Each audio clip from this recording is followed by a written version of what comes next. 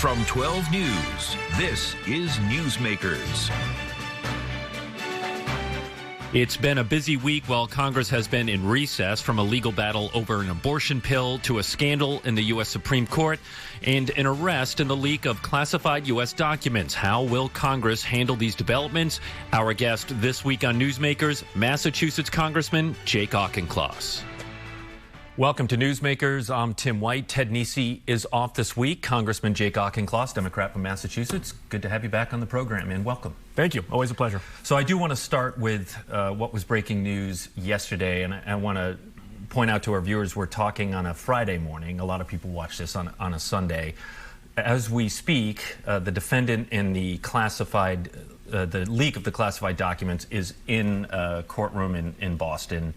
I haven't even had a chance to look at the charging document yet, so I don't know what he is facing with charges. But I spent the day on Thursday in Dighton, which is where federal agents took 21-year-old Jack Teixeira into custody. Before we get into him and the accusations against him posting the sensitive material, allegedly, on the social media platform Discord, I just generally want to hear from you your reaction to the documents being leaked. There's three threads here, and they have separate veins of effort. The first is this individual and any of his accomplices need to be prosecuted to the fullest extent of the law. They betrayed the confidence of their country, they've undermined U.S. interests, and most grievously, they've put their compatriots overseas in harm's way. Number two is we've got to identify and mitigate any fallout from this overseas with our allies in South Korea, with the upcoming Ukrainian counteroffensive. I have not seen any compelling indication yet that this is going to significantly, durably undermine U.S. alliances or U.S. strategic priorities. But we should use this as a clarion call to double down on our efforts to support Ukraine in particular in this coming spring counteroffensive. We have to help them punch through in the south and in the east and reclaim their homeland. And then finally, the Pentagon needs to come to the Hill and answer some very tough, pointed questions about why it is that a junior enlisted Air National Guardsman has need-to-know access to highly sensitive documentation about Ukrainian war plans that's being briefed to the Joint Staff. I think a lot of people are wondering that very question, so. Right? I mean, and I don't think we have the answer, or I don't know that you have the answers on how, as you say, a junior Air National Guardsman could have access to this information. National News has reported he was in some intelligence division within the Air National Guard. You are a Marine Corps veteran. Did you have access to these types of materials when you were in the Marines? Short answer is no. And I was in reconnaissance, which is a special operations outfit of the Marine Corps, where I did have need at times for classified material, but it is a highly compartmentalized and rigorous process. This individual that you're referencing, it looks like his role was basically tech support for intel operations, so you can understand why he would need to have access to machinery and to software in that role of tech support. But the Pentagon's going to have to explain how two different systems failed. One is the system by which you have to ladder up to sensitive documentation with a secret security clearance and then top secret, et cetera. And the other is, even if you have that classification level, you have to have a need-to-know basis to be able to access certain information. It's not enough just to have the clearance. You have to need to know. This individual should not have had either clearance nor need-to-know access. You said in your first answer that you're not overly concerned about the long-term effects the leak of the documents will have from a diplomatic, I guess, standpoint. But we are learning that, as always, the intelligence community casts a wide net and was, if the documents are authentic, Americans were conducting surveillance not just on Russia, but its allies, including Ukraine. There's a report that they were conducting surveillance on the head of the UN, and they're hand-wringing about a visit to Ukraine. Are you concerned at all about the scope of the surveillance that was taking place? I'm not going to comment on any particulars because the documents have not been fully authenticated. Let's be clear. This is embarrassing and distracting for the United States.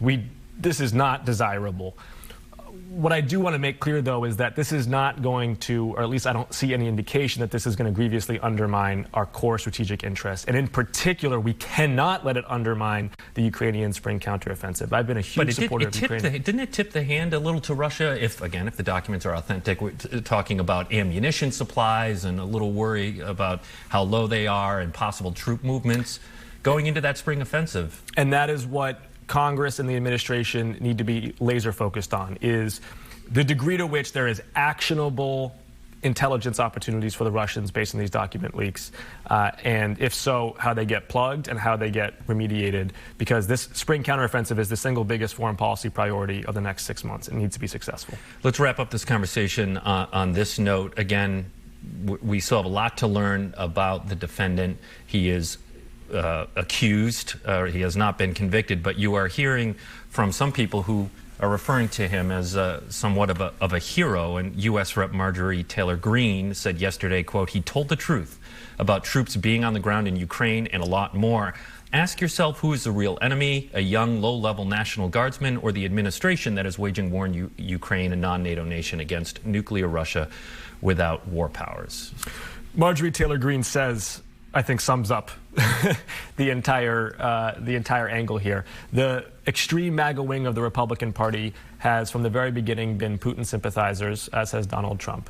And they don't see the value, as the rest of America does, in supporting Ukrainians as they fight on the front lines of the free world, not just for their homeland and for their lives and their livelihoods, but for the values that democracies the world over hold dear. All right, let's switch gears here back to the U.S. One of the biggest stories of the week has been the judicial rulings limiting the FDA's authority to allow distribution of pills used in abortions. There have been suggestions that the Biden administration should ignore the rulings, but that, of course, raises serious constitutional questions. What do you think?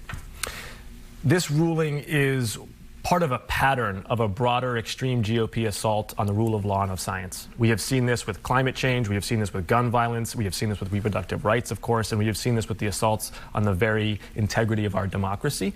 And I would say to Americans who don't like it when judges step out of their role as independent arbiters and into politics, elections matter. In 2024 at the ballot box, the next president of the United States is going to appoint a whole new slate of federal judges. Let's make sure that we have somebody who respects the rule of law and American values. Well, there has been sort of a logjam in the administration being able to appoint judges because Senator Dianne Feinstein has been out dealing with some health issues. You're one of the youngest members of Congress. There have been calls that she should resign her seat representing California because she has missed dozens of votes due to illness. Do you think she should step down? She's recusing herself from the Judiciary Committee to relieve that logjam, which I think is appropriate. I'm not going to tell a senior colleague what to do. That's for the voters to decide. What I will say is that I was deeply impressed by the example that Speaker Nancy Pelosi set when she stepped aside from her role with grace and dignity to make way for the next generation. And I think there's a lot of politicians in Washington who could follow that example. All right, let's stay in the courts for a bit.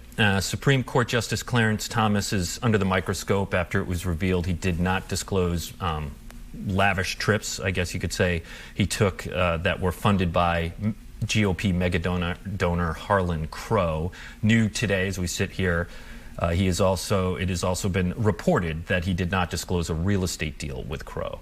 Congresswoman Ocasio-Cortez is calling for Thomas to be impeached. Are you there yet? Americans' confidence in the Supreme Court has plummeted by 20 points in the last 2 years because of antics like this, because the integrity of the court has been called into question, not just because of their out-of-the-mainstream rulings, but because of malfeasance that you are describing. And we have got to have an independent judiciary that the supermajority of Americans can respect and trust. So I support a mandatory code of ethics for the Supreme Court, and I also support Senator Whitehouse's call for an investigation into these allegations by the Department of Justice, because we have got to win back Americans' trust on this bench. So, well, the question to you was about a possible impeachment. You support Senator Whitehouse, his call for that investigation. Is it safe to say you're not there yet where Ocasio-Cortez is? I think we need to let the facts and the law be made more clear, and then Congress can determine its role in this. All right.